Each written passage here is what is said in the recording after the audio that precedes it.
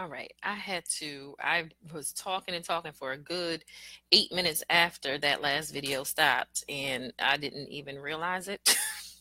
Okay. And so I done said all kinds of great stuff. Ain't nobody hear it. Ciao. Anywho, I left off on, understanding the crux of um, our mentality behind motherhood and having to do it all alone, and really considering and thinking about and understanding that you not only can have help, but you must. Like, you really have to build into your mentality that it's okay to, get a Blue Apron subscription. It's okay to get someone to come clean your house. It's okay to have a babysitter that you have standing, or babysitters that you have standing, to come help you out when you want to go out or do things. It's okay to have a massage therapist to come, you know, um, work out the kinks. It's okay to have a Reiki practitioner to come, help you work out kinks and relieve your stress. All of those things are actually critical and necessary in parenting. One of the women in the article said that she her husband just gave over a check, and that was basically it. So there was no concept of the emotional, nurturing and spiritual needs of child, which I'll get to in a minute, because that's a critical thing. Like, what is our purpose for having children? Oftentimes we scapegoat um, you know into or skate through having children by simply making sure that they're well fed, they're taken care of, they go to great schools, they do STEM projects and all of that, when the emotional and spiritual nurturing is what they need the most. And my premise is that because we have not accessed and achieved that for ourselves, it's difficult for us to give and understand that for a child. Okay. And so when we're talking about preparation for motherhood, considering motherhood, or even observing motherhood, we really have to think through those particular points and really think about that as well. Okay. Because when you have sacred self-care, when you are taking care of yourself, you are, and this is personal experience, you know, your home is organized, blessed. In your home, you're organizing, blessing, and creating everything in your home for comfort, healing, and sustained legacy, as opposed to the rushing around and the doing that we're accustomed to. The worry, the argue, and all of those things that we're accustomed to. We are more intentional with how we run our households. We are more clear on the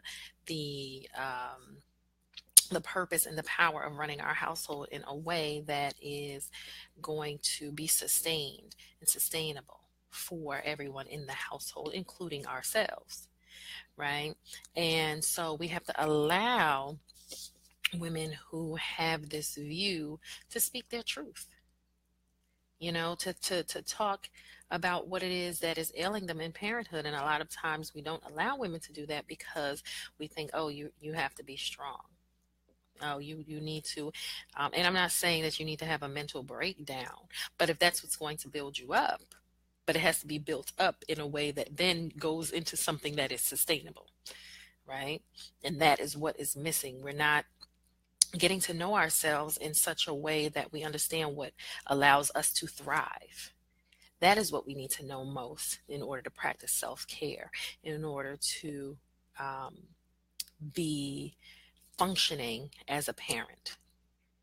And we also need to set ourselves up in a way where we can sustain those things. In the article, one of the women said, if I look back today, I let my life lead me along and did not set the rules in the path. And that is what's basically happening. We have everyone telling us what parenthood should look like.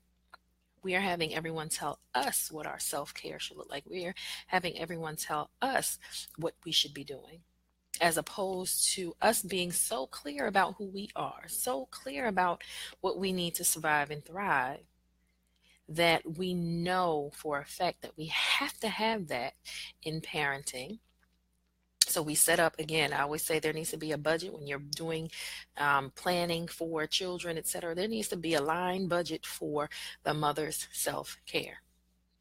And that could be whatever you choose: a chef, a Blue Apron subscription, or any of those other food service subscription, your nutrition needs, your herbs, whatever it is, right? That is practicing self-care. And if you're already a mother, then getting to that point is critical, because how you sustain yourself is how we teach our children to sustain themselves. Everything comes from within them, and we have to practice that. We can't just say that. We have to practice it for ourselves so they can see it. People are visual. Children are visual. Children imitate. Okay? And so we have to really get into the mindset. Even another woman in the article said that she doesn't do her creativity anymore. She doesn't do the creative projects. She used to be very creative, and she lost all of that in parenting. But perhaps if she still had the mindset that she could do it or continue to do it and practice it, she would find more joy, because she's doing what she loves to do. She's bringing out her joy.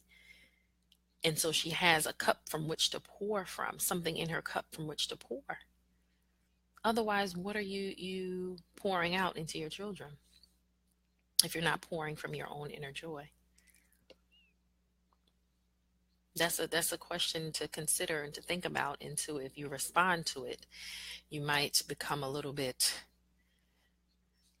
and that may pour into my next point, which is that getting back to the purpose for bearing children.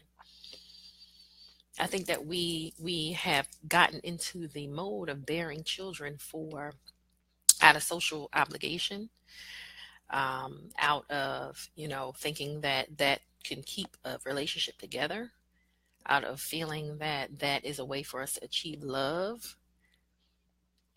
None of those are great reasons to have a child.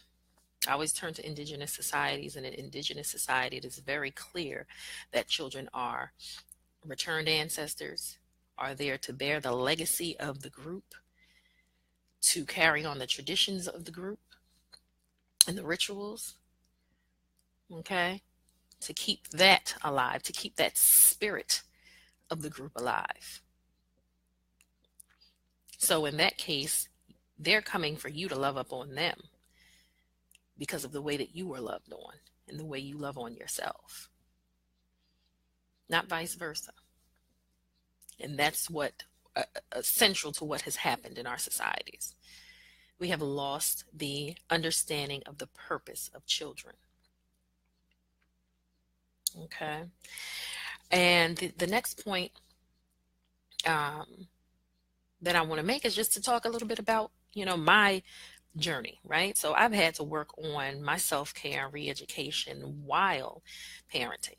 And that makes it even harder, but it's definitely possible. Okay. Living truth that it is possible. Living proof that it is possible. So, I'm discovering and I'm showing my daughter how to practice self-care and self-adoration so that she can, whatever it is she chooses in life comes from that place.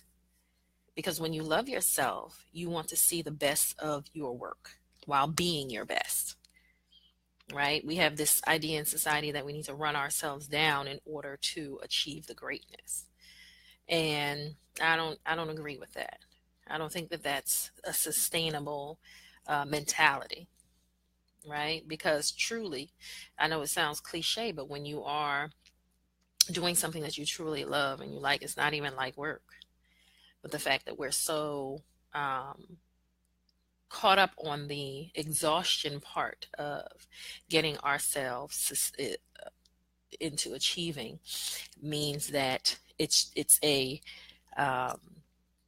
predetermined achievement point, if that makes sense. It is not an achievement it's not achievements based on what it is that you want and what you're interested in. So self-care is critical prior to having the mentality of self-care for women is so critical. Getting to know yourself, getting to know what you love and understand, and continuously practicing that. Because continuously practicing that is filling yourself up with the information, with the knowledge, because this is what happens when you do things that you love. It's almost like meditation. You get insights. You get, so for example, I love taking hot baths. I love reading. I love, doing artistic things, creative projects. And when I'm doing those things, there is always some life lesson that is pouring into me through me doing that. I love to sleep. Okay. There's always some lessons pouring into me. And those lessons are not, I can't even say pouring into me, coming out of me. Lessons that I'm clear that I have known forever. Okay. But now I'm becoming aware of them because I'm doing things that I love.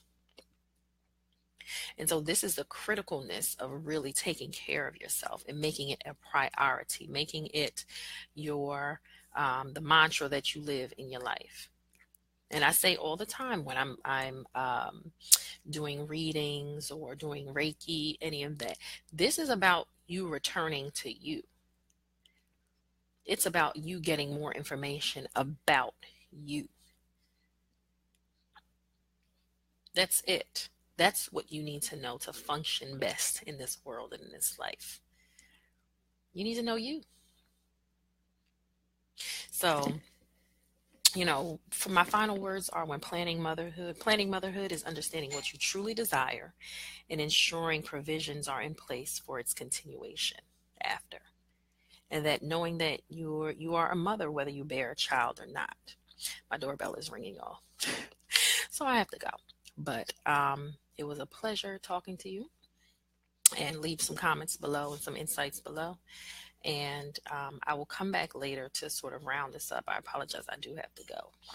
All right.